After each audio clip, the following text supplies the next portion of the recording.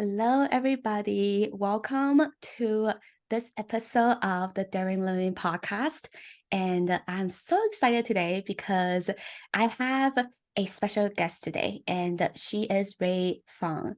Ray Fung, she's a speaker, a talk show host, and a speaking coach. And let me give you a brief introduction about Ray. Ray went from hiding her voice and feeling like she has nothing worthy of saying to now speaking on stages to thousands of people. She has coached, trained, and spoken to over 5,000 people globally. And she has been a professional MC for over a decade, serving global clients, including the United Nations Development Program, Citibank, and more. She considers it her mission to create a world where everyone feels safe to own their voice.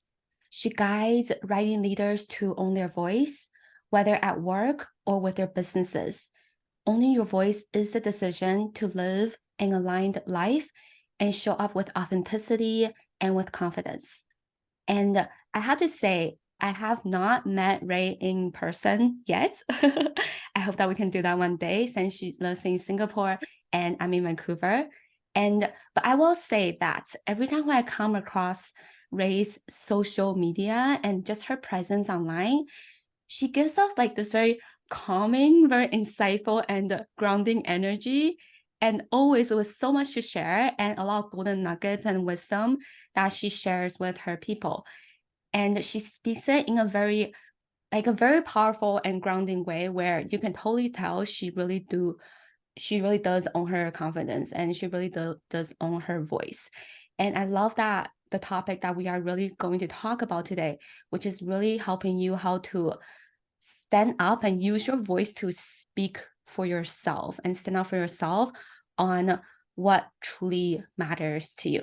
But first of all, welcome, Ray. I'm so excited to have you on. Hello, thanks so much for having me, Shirley. When I saw your message in my IG DMs, I was like, oh my God, yay! Because we know people, but we have never actually met. And I'm so glad that we're meeting now because I do come across your content as well. And there's so much depth of perspective. It's interesting that you say that I have this calm, grounding energy because usually people would describe me as like extremely energetic and a little bit like loud. But yeah, I do have this calm, grounding energy. I think you have a calm, grounding energy. So maybe Oh, your calm, grounding energy is making me feel more calm and grounded now too. yeah, I I'm so love excited to that. dive into the topic today. So Mm, excited. yeah, and I don't know, maybe in person, maybe you will be more loud. We will Yeah, see. yeah. I've seen people that like, they're grounded and they're calm. Then in person, they're a little bit crazy, but that's perfect. We're all multifaceted people. Mm-hmm. Yes.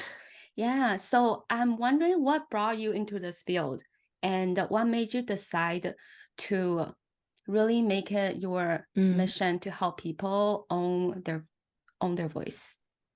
Mm. Well, I first started speaking and coaching simply because I wanted to own my own voice, right? So I started emceeing when I was 15. And at that point in time, I remember that growing up, I was struggling in school academically. I saw my classmates getting A's and receiving praises in class. The teachers would ask them to stand up, say, give a round of applause to XYZ, and you clap. And I was never the one that was standing up to receive that praise. And even though I tried so hard to do well, like studying till 3 a.m., drinking all the green tea that I could to do the best that I can, I was always getting average grades. And I think I was just having this need to be seen and to be validated. And that was why I started hosting events as a form of volunteering service when I was 15. I was volunteering in a community center and they needed an MC. So I started MCing since then. And I think maybe that feeling of not good enoughness was maybe a blessing in disguise because it led me to being on stage. And I realized how much I just loved being on stage, meeting new people, raising the energy of the room. And since then I've been on stages since I was 15. So I started from a place of, I guess, wanting validation and wanting to be seen. And over the years, as I went on my own personal development journey, as I healed, as I realized that having only external confidence will not cut it, Because there are plenty of times that, I'll be that confident person on stage, but back at home, back in the room, back in my quiet time, I was actually still feeling not good enough, right? Deep down, I did not have that internal confidence. I remember that it almost felt like I needed to take off that cloak of fake confidence after I get off stage, because I just wasn't really confident. The stage was just a stage persona. And there were times that I had to fake this confidence, trying my best to like speak in a certain way, especially when I meet people who are like, I think are better than me. But deep down, I just felt so small. And that is why throughout the past 10 years, I've kind of went on my own personal development journey, doing the inner work, working with different mentors and coaches to over time own my voice internally and externally.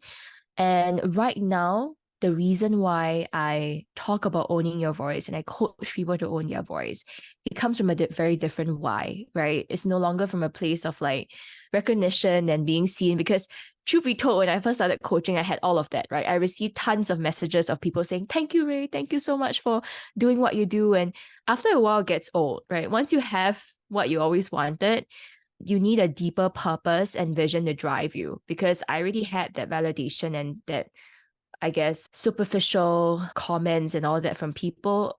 Then I needed something deeper to drive me. And it took me a while to find it truly. And I guess we can dive deeper into how I found that over time, right? But it took me a while to find it. And over time, I realized that what truly makes me feel alive is when people have the aha moment and realize the power of their voice when I deliver a speech or when I coach them.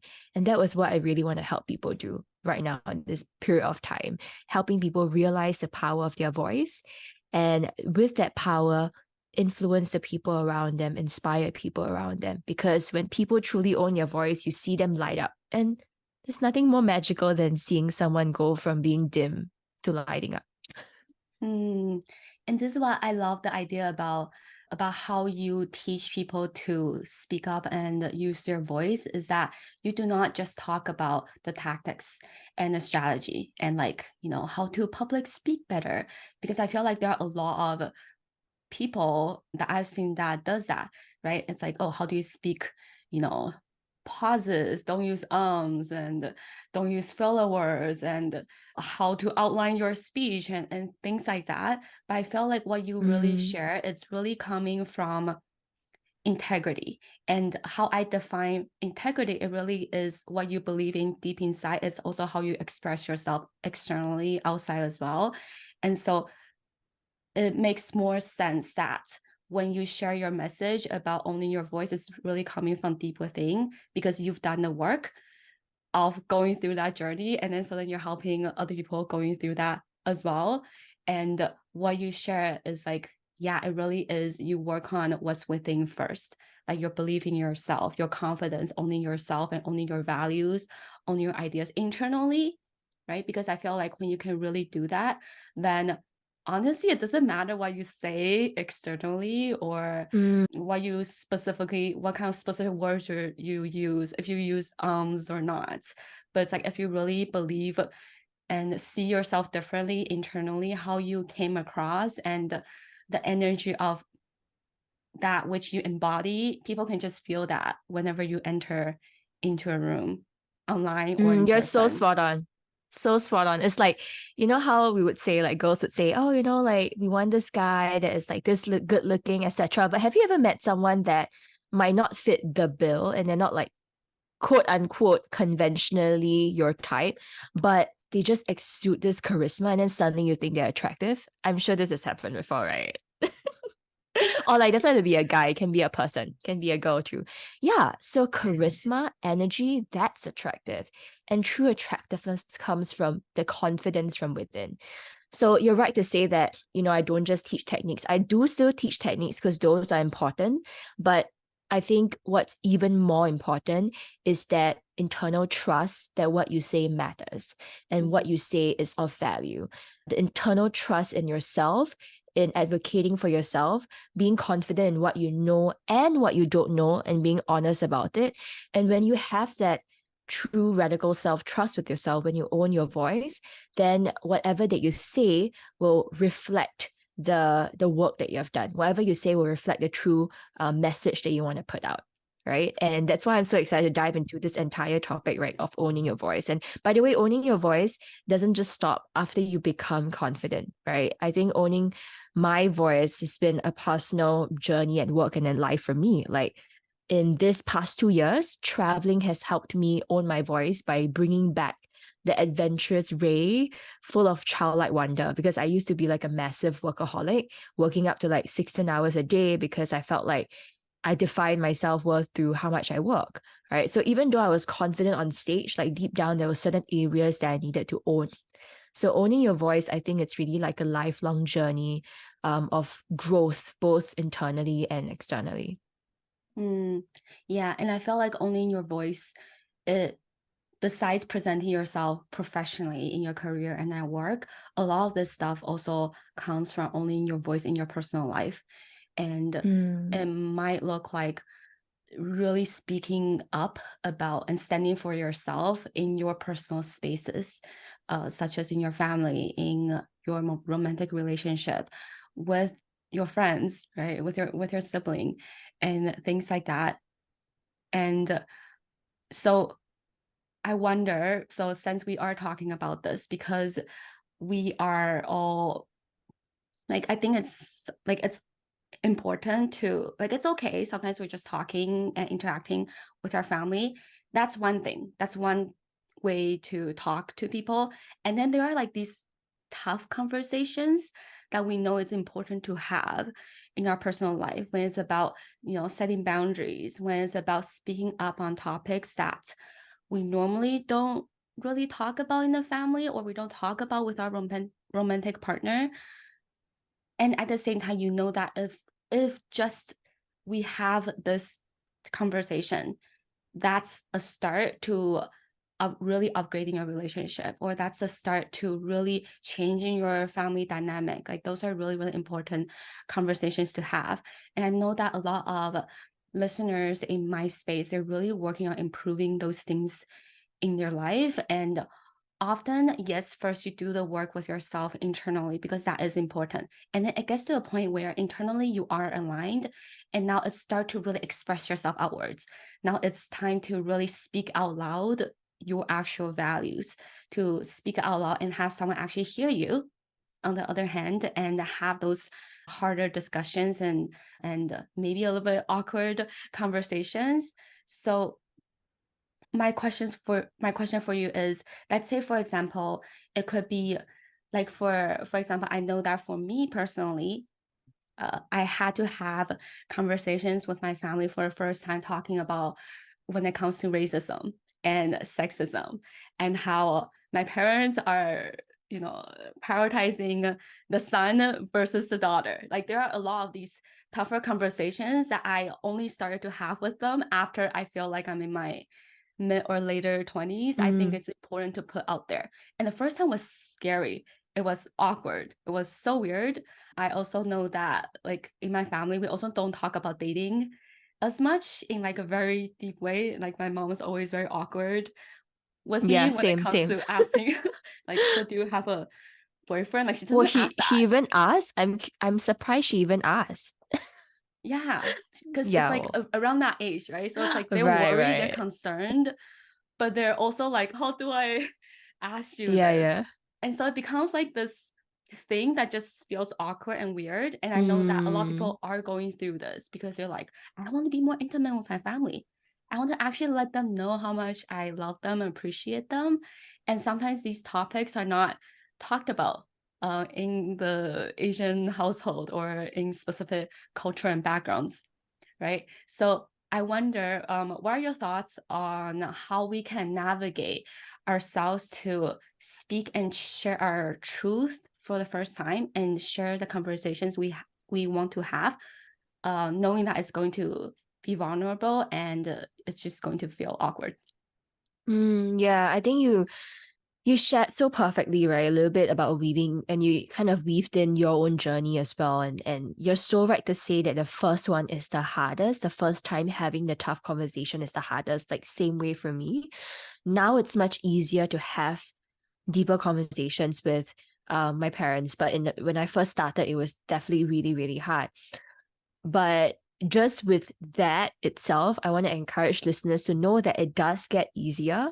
Okay, so please just take the first step. I think believing that the relationship with the person that you're trying to have a tough conversation with can get better and can get deeper, that hope is very important to have, because I think many people don't have those tough conversations because in their mind, they already kind of gave up, right? They already think like, oh, they're just this way.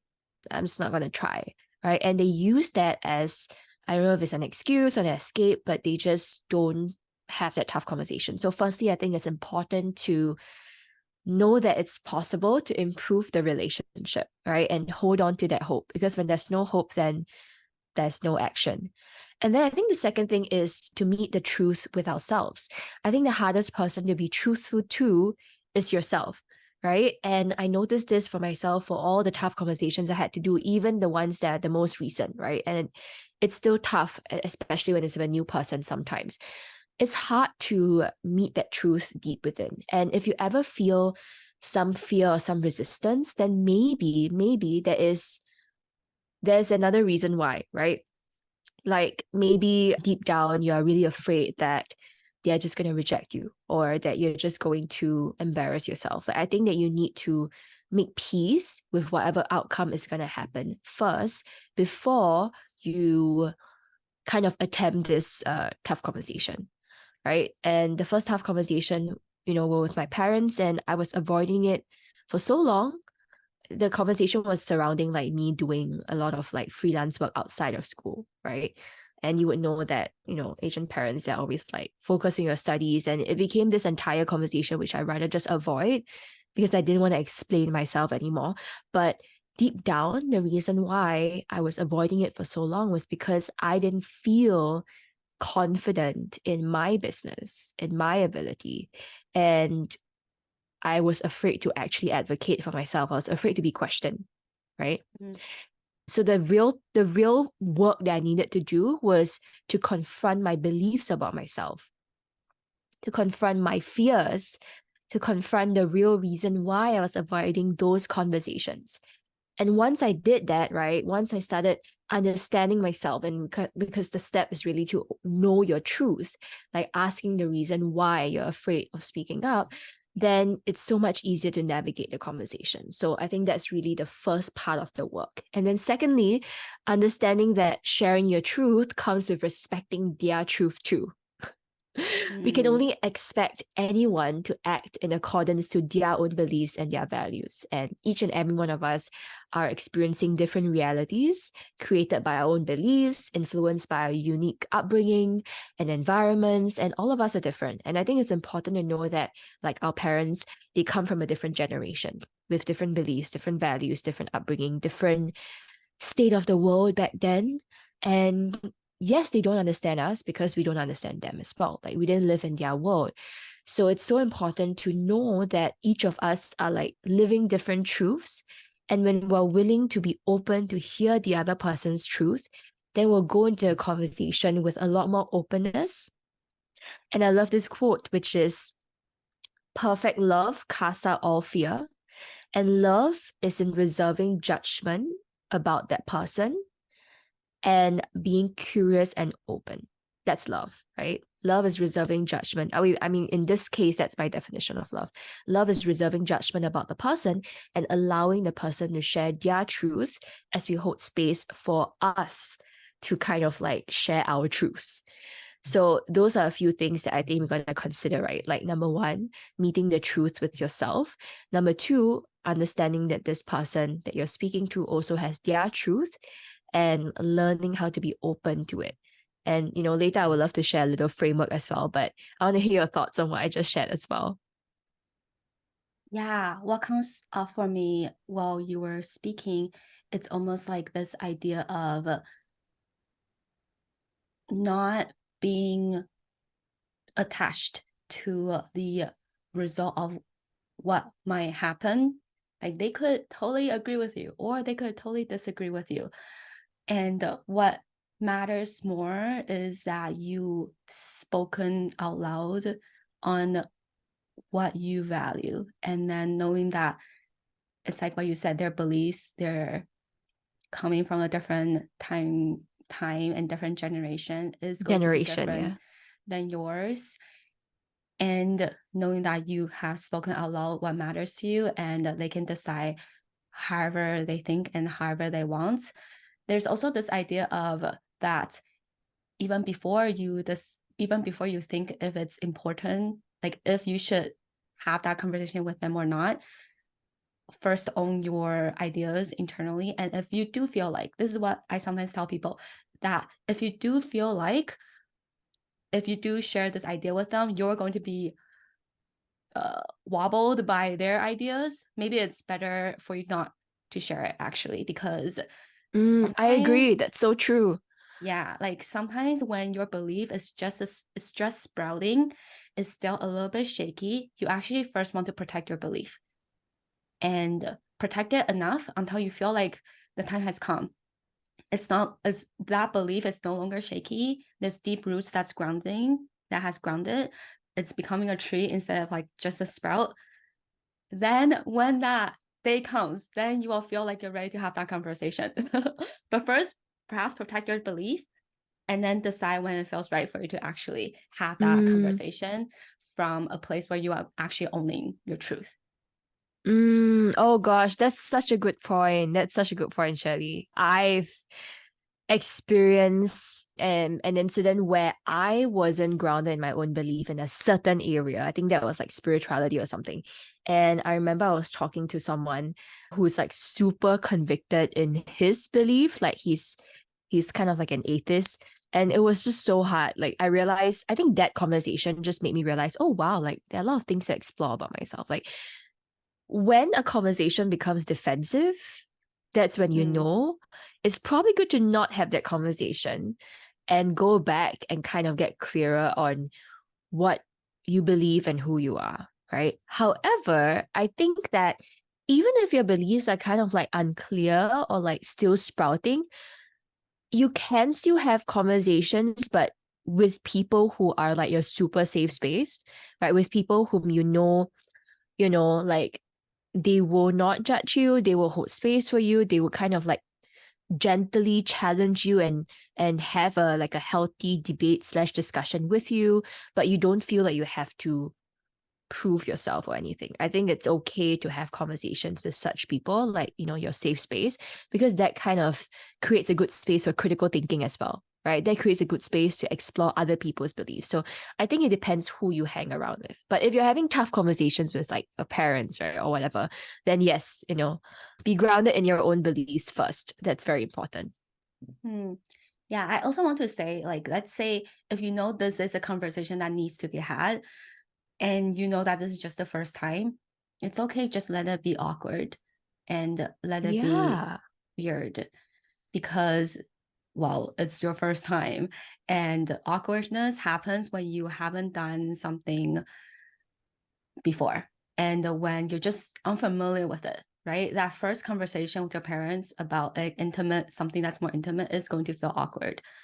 And it's going to continue to feel awkward until it's practiced repeatedly over time until it becomes more of a normal thing to go deeper with them.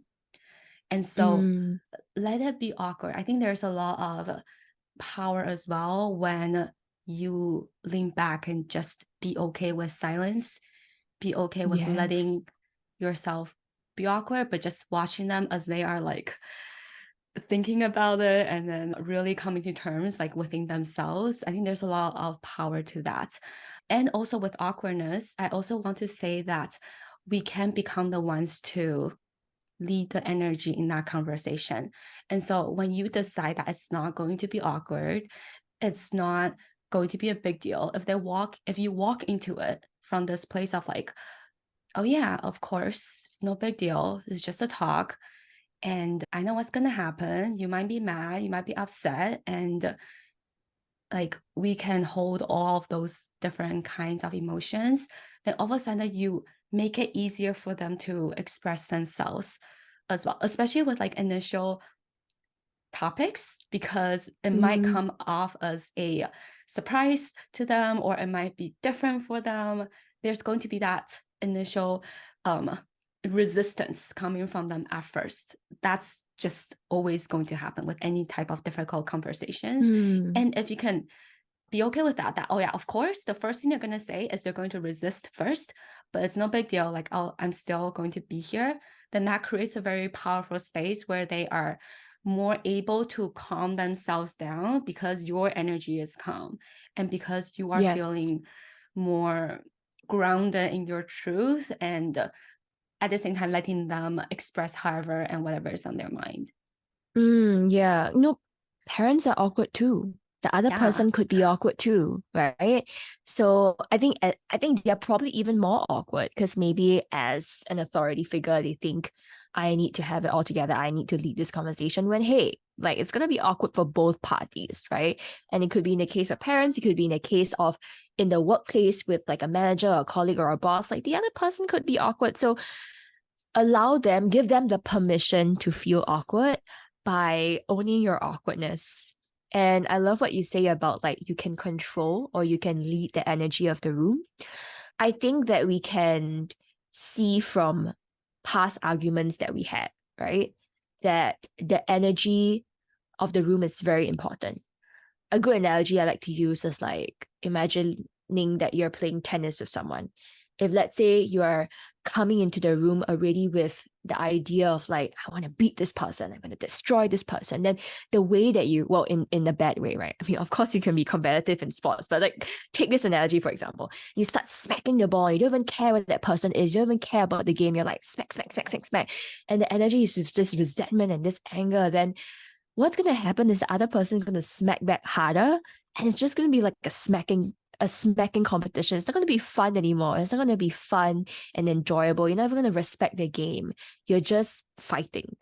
So what you want to do is to make sure that you go into the room, like what you mentioned, with already that sense of peace and openness, so that you come with a more calm and grounded energy.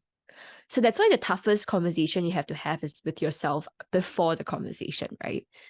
Yeah, like what you mentioned, have you made peace with any outcome that could happen? Or are you going into the conversation trying to control the outcome? Because if you're trying to control the outcome, obviously you're going to feel disappointed and angry when the conversation isn't going your way. Like I remember one of the tough conversations I needed to have in the past year, so many, but if I were to choose one, it was whether I wanted to continue the relationship with my partner, right? So I was avoiding the conversation for the longest time because I know that one of the biggest obstacles was like long distance. So I was speaking to this friend of mine, and he was telling me, hey, you know that you're going to have a conversation with him, right? You're like dragging it on. I'm like, yeah, I know, I'll do it soon. He's like, what are you really afraid of, right? I'm like, what if we have that conversation and we break up? He said, well, have you made peace with the fact that is a potential outcome? I'm like, what if I can't make peace with that? And then my friend said, well, then if you can't make peace with that, then you got to live with the fact that you live in misalignment forever. Right. So I think at that point in time, I realized, okay, I need to go back and make peace with both outcomes, whether we're together or whether we're not together. Because if I can't make peace with one of the outcome, then obviously I'm going to try my best to control the situation and go for outcome A, which is that we are together when I know that there are things that needs to be discussed about. So I think it really starts with making peace with the multiple outcomes that could happen before going to the conversation. Otherwise, you're going to try to control things. And trust me, that's not gonna lead to a good outcome. Yeah. Yeah. And I also want to encourage people of like, before going in, it's like what Ray said, to make peace with the outcome. And also, I feel like there are people who go in and they go in without that much intentionality first of what it is that they are looking for. And so actually they go in and the energy of how they come about it is more like, what do you think about this? Or like, I don't know if I should do this or this, right? And so there is a difference with the type of conversations you have. Like, is it coming from, are you trying to seek their attention, seek their approval of things and asking for permission? Or is it coming from, I'm telling you this is what's gonna happen? Yeah, This yeah. like a different energy of like, oh, this is what we're going to talk about. For example, this is my value, this is what I stand for, Mm-hmm. right? Versus like, oh, this is what I'm thinking about and I'm not too sure. And so when it's Yeah. coming from that energy, then the other person will feel like, oh, it is responsible for them to take a lead and for them to guide or give you opinions, Yeah, versus yeah. like, this is what I have decided and you could agree with me or you might not, but this is how Yeah, I I think feel. that the thing about tough conversations is that it's the hardest to like create content on, right? Like, reason being, every conversation is different and the context is different, which is also why I love to coach on tough conversations, because it's so different and dynamic. It's like a It math is. problem sum every time. But if we were to share some principles, like what Shirley you mentioned, like knowing your intention going into, or your intentions going into the conversation. And I think the second thing is to know your truths about yourself, truths about the situation, truths about the person, truths about the universe. So, for example, if let's say going into a conversation and it's like job related, like you want to negotiate or you want to draw a boundary around like work-life balance, like maybe your boss is just like calling you last minute in the middle of the night, getting you to do stuff, and that is not cool. So you need to know what are some truths about yourself, right? How do you want to be treated as an employee? How do you want to be treated? What are your rights? What is your worth, right? You want to know some truths about the situation, about the industry. Like, is it really right for someone to call you in the middle of the night? Probably not. So what are the truths that you want to hold true to?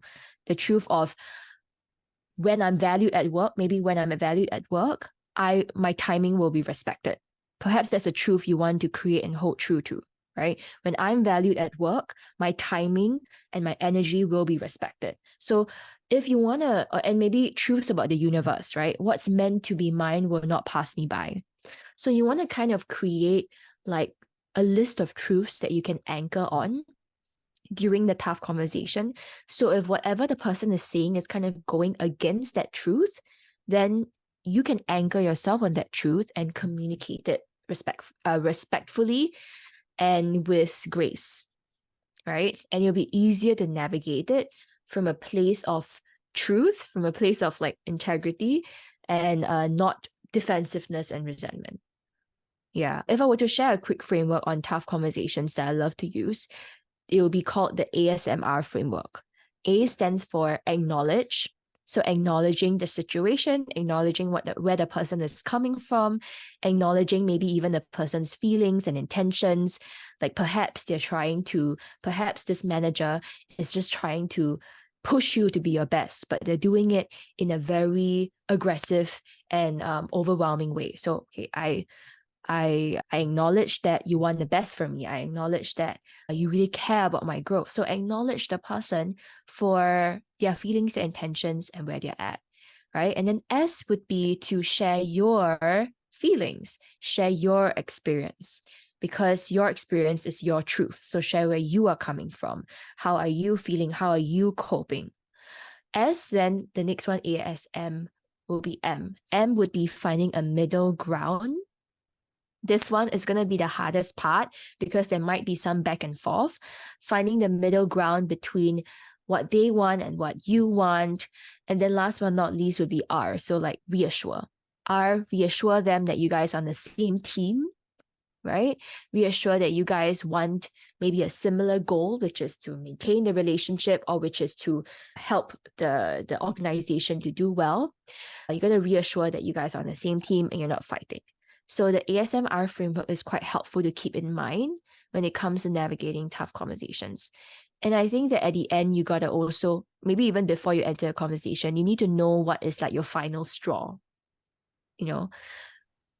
because sometimes maybe the person is not agreeable to your truth and your boundary, then perhaps that relationship is not going to work out, right?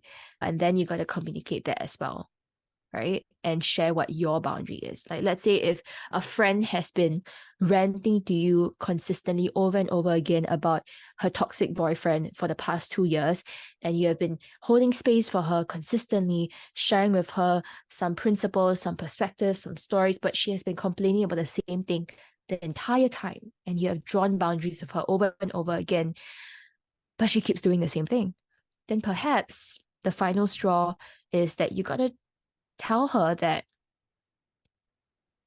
the next time, if she has that same conversation with you again about that same thing, that you're going to have to shut her off, because that is not the conversation that you want to have with her, because you've been having it with her for the past 2 years and nothing has been changing. If she wants to really change and do something about it, then I'm willing to help you with it. But if you're going to come again and complain about the same thing, then respectfully, I'm going to have to say that I don't want to hear whatever that you have to say, and come to agreement, right? I think it's important to say it and share what you need, instead of lead the person on by thinking that everything is okay, and then the relationship disintegrates over time. I love that framework. ASMR. I'm gonna use it too. So good. Yeah, the ASMR framework. Yeah. Yes. And I love that in the beginning, there's that acknowledgement, because honestly, sometimes it can get very heated and very emotional, and the other person might feel like you're trying to change their opinion, or you're trying to disrupt something that they have been so used to by offering this new idea. And so what you did, that acknowledgement, it works. I feel like it works in work and like in personal relationships as well. Like really first acknowledge them, make them feel safe and seen before you actually share with them what is on your mind. Yeah. Yeah. Spot on. Yeah. That's what people ASMR. want. Yeah. Feel Mhm. seen, feel heard, feel understood. Yeah. And that last straw that you said, and like to really add on to that, is there's a reason why it's called the final straw, final draw. Yeah. Yeah, final straw. Wait, it's final straw, right? It's final straw. It's final straw. Okay, Yeah. okay. Final straw. Like there's a reason why it's called final, is that when it does happen, make sure that you really do follow through with a consequence, right? Because what a lot of people, like what happens when there's like iffy boundaries set, is that they say something, people break it, and they keep letting people break it. They keep telling them, but then they don't actually follow through with the consequence that happens if they do it. And this is where then we start beating ourselves up. We start complaining about them, but then it's because that we don't actually follow through with what we tell them that final straw is, and we don't follow through with it. And so it's actually very important to do that and know that that final straw that you do set, it is going to cause some frustration from their end. They are not going to be happy about the final straw, right? Especially if your mom is so used to crossing your boundary and for so long, and you finally decided to really step up and really let her know, she's going to still do that, not because she's doing it intentionally, but it's because she's been so used to doing that, right? That's literally how she interacts with you for so long. And for you to say that out, set that straight with her, and actually follow through with a consequence, such as if you call me again when I'm working, I'm not going to pick up, right? And then this time you actually don't pick up the phone, she is going to be mad. She is going to be frustrated. She's going to think, oh my gosh, like I can't believe I have a daughter like you, or I can't believe I have a, like they are, like stuff is going to happen. And I want to offer for people is that chaos is going to happen first before it settles down into a new normal. There's always going to be chaos and disruption that happens before a new normal is formed, before someone becomes more familiar with how you've done things. And you have to follow through with that final straw that you set for yourself and keep it consistent because this is how they know that, oh, okay, I know that next time if I call her at work, she's not going to pick up because she did that the last 3 or 5 times that I tried to calling her. Yeah. Yeah. Well, two things to keep in mind. Number one is that you teach people how to treat you from the way that you react to them. And the second thing would be that people find it harder to break commitments to themselves because it's linked to their identity, their character, their self-worth. And so when you are communicating that final straw, it's good to get their commitment to your final straw, right? Don't just say it and like, okay, I don't care, right? But say it and say, do your best to try to get them to agree to it. Find a way, right? And once you have the agreement, that's the middle ground part in the ASMR framework, then that agreement has to be followed through. So every time they break the agreement, you can go back and go, wait, remember this agreement that we made? Right? Remember this commitment we made? And then we're like, oh yeah, okay, yes. Okay, can we stick to it? Right? How can I help you stick to it? Right? Ask them. Right? And that will be easier to anchor on that commitment that both of you make. Yeah. Yeah. I think everything happens for a reason. Chaos happens for a reason. There's always a hidden order behind the chaos. And it is to teach us something, it is to teach the person something, it is to evolve your relationship. I mean, you think about it, right? How much deeper have your relationships gotten because of chaos? I'm sure that you have conversations with people that you went to depths of vulnerability, or you had a fight, but you resolved it. And because of that, you understand each other better. Like, chaos can lead to not just a new normal, but to a more evolved relationship within yourself and with the other person. So I think when we appreciate the hidden order in chaos, we'll live a more, I don't know if comfortable is the word, but a little bit more peaceful life and at ease life, because you know deep inside that that is a reason for it. Chaos also helps you see that maybe some relationships are not meant to be kept. It also really let the other party actually know what you're actually thinking. Of course, with family, sometimes it's a lot harder to end relationships, especially if like we care about family a lot. And there are other times when you know that, oh, actually, I might really need to not let this person be in my life so much.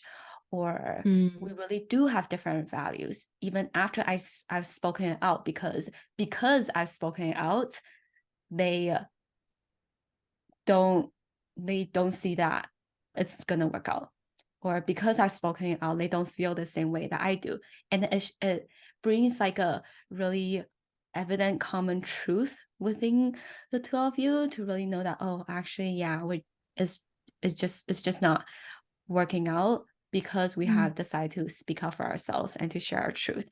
And so in a way, if you look at that, it doesn't really matter what the other person responds or what the result is. The fact that you shared your truth and you've spoken and the other party listened to you and heard you, right? The result is that it only moves in more alignment towards what you want, whether they stay or leave, or something deeper happens within you, or your life becomes temporary chaotic for some time, but then this truth has spoken. It's already out there, you cannot take it back, and you can only go forward, and you can only grow and change from there. Yeah, 100%. I think that all of the challenges that we have in our personal life is necessary to grow us as leaders in the world, right? And I think that we're in a point in time, right? We see what's going on, where not owning your voice could cause more harm than we can ever imagine.